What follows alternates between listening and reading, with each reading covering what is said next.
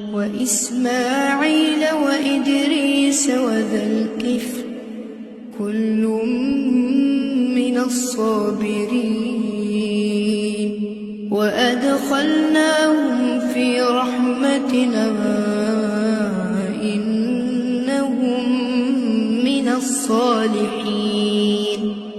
وذا النون إذ ذهب مغاضبا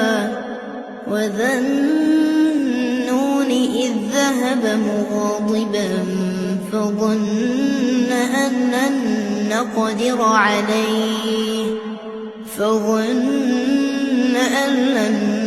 نقدر عليه فنادى في الظلمات أن لا إله إلا أنت سبحانك إني كنت من الظالمين.